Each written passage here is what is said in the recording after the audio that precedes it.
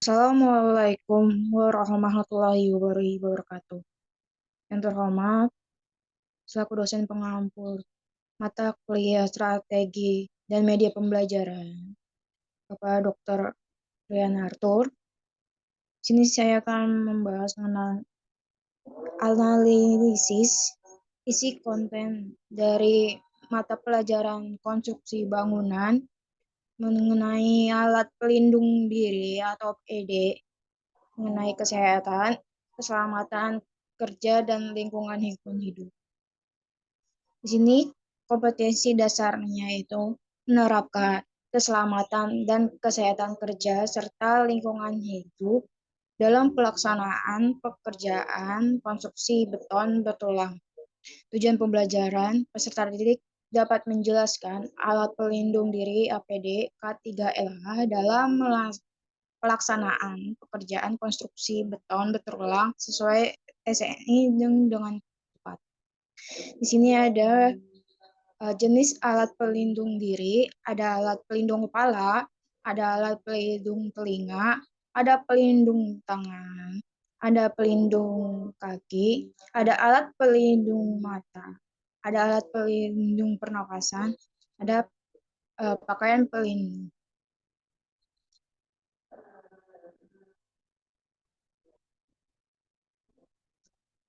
Selanjutnya saya akan membahas mengenai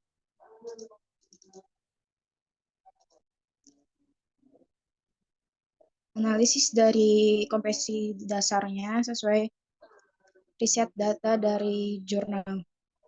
Di sini ada menjelaskan bangunan terdiri dari struktur, arsitektur, mekanikal, dan elektrikal, plumbing, interior, landscape, dan tim pendukung lainnya. Setiap kelompok pekerjaan memiliki risiko kesehatan dan keselamatan kerja yang berbeda. Misalnya sengatan listrik, benturan benda, dan jatuh dari ketinggian merupakan kecelakaan kerja yang umum terjadi. Kecelakaan yang sangat berbahaya karena mengancam nyawa seseorang. Kesehatan kerja merupakan faktor yang berhubungan dengan lingkungan kerja dan pekerjaan yang mempengaruhi produktivitas kerja. Ini bukan sumber bahaya orang itu sendiri atau dari peralatan yang digunakan, bahannya, cara kerja, dan lingkungan. Oleh karena itu, pada saat melakukan pekerjaan konstruksi beton bertulang, perlu dilakukan analisis khusus mengenai identifikasi risiko keselamatan kerja dan lingkungan, serta manajemen risikonya. Berdasarkan penelitian, jumlah risiko pada pelaksanaan pekerjaan konstruksi gedung pada pekerjaan struktur dan arsitektur adalah 82 risiko yang bersumber dari 29 jenis pekerjaan. Pengendalian risiko berdasarkan hierarki dilakukan dengan rekayasa teknik dengan metode kerja yang baik, mengatur jalur listrik pekerja dengan menerangkan yang baik, melakukan pengecekan berkala pada instalasi listrik dan alat, juga memberikan rambu peringatan, juga menerapkan APD dengan menggunakan sepatu kerja, helm, sarung tangan, safety belt, sepatu kerja, dan alat pelindung lainnya. Banyak faktor yang berhubungan dengan kepatuhan penggunaan APD adalah usia pekerja, pengetahuan pekerja mengenai APD, pemberian saksi dari petugas K3, dan dorongan rekan kerja. Dalam analisis APD dan K3LH, sini juga bagaimana implementasi dari mode pembelajaran atau strategi yang digunakan untuk mengenai materi sesuai kompetensi dasar ini. Menurut kurikulum 2013 pada pembelajaran model discovery learning terhadap kemampuan komunikasi yang efektif karena kriteria keefektifan yang terpenuhi, yaitu kemampuan komunikasi mencapai ketersamasan yang baik secara individual maupun klasikal. Pembelajaran dengan model discovery learning ini lebih baik daripada kemampuan komunikasi peserta didik dengan pembelajaran konvensional.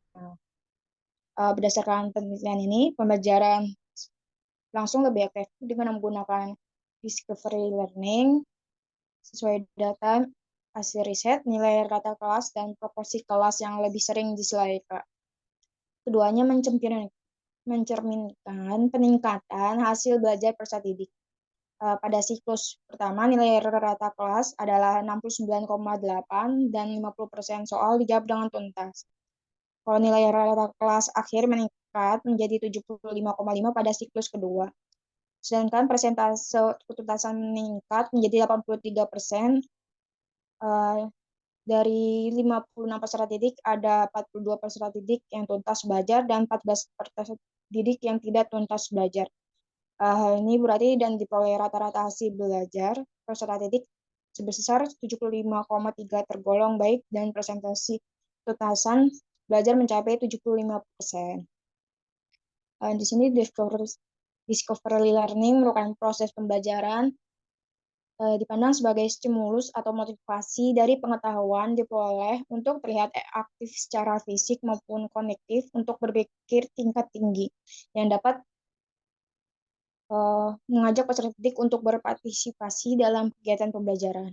Peran guru hanya sebagai pembimbing atau pengawas sebagai pembimbing pembelajaran yang demokratis, sehingga diharapkan peserta didik dapat memecahkan masalah secara aktif di bawah bimbingan guru. Hasil dari pembelajaran model discovery learning berpengaruh positif dibanding hasil belajar menggunakan model konvensional. Sini ada langkah-langkah model discovery learning. Ada satu pemberian rangsangan. Di sini ada guru memberikan materi tentang persiapan alat pelindung diri. Terus ada juga kedua ada langkah pernyataan atau identifikasi masalah. Ketiga ada pengumpulan data. Keempat ada pembuktian dan menarik kesimpulan.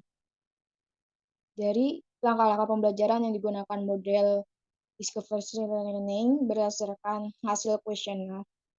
Dari 6 indikator presentasi masing-masing indikator ada 100%, 91%, 97%, 100%, 100%, 100%. Dari rata-rata hasil survei adalah 98% dari menurut interpretasi kategori penilaian penerapan modelan pembelajaran discovery ini. Berdasarkan hasil riset ini sebanyak 33 responden. Sekian dari saya. Terima kasih.